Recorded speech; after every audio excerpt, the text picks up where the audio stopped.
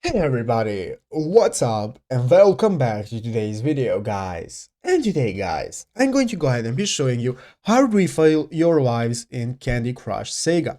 This is a very simple thing to do guys, so make sure to watch this quick and easy video to the very end and follow my steps correctly so you can make sure this works the same for you and that you can do this yourself. But yeah guys, let's get straight into it. So guys, the first thing you want to do is go ahead and open up the official Candy Crush Saga application on your mobile phone if you haven't already. And after opening up the application guys, go ahead and log into your account.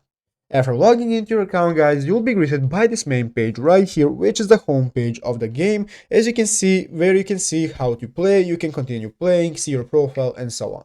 So you can see here, I am in the map, I can see my levels, and guys, let's say that we have used up all of our lives, we have no longer any lives, but we want to play and we do not want to wait for them to fill out.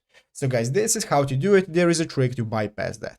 What you have to do is go ahead and exit out of the application. So guys, exit out the application and go ahead and open up the settings on your mobile phone.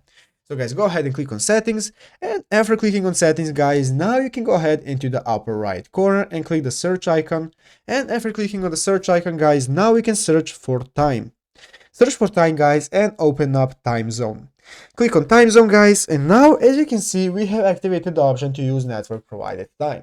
So guys, what we want to do is to go ahead and turn off this option right here called network provided time. Turn that off, and then we can go ahead and set the time to whatever we want, and we can set it a couple of hours into the future.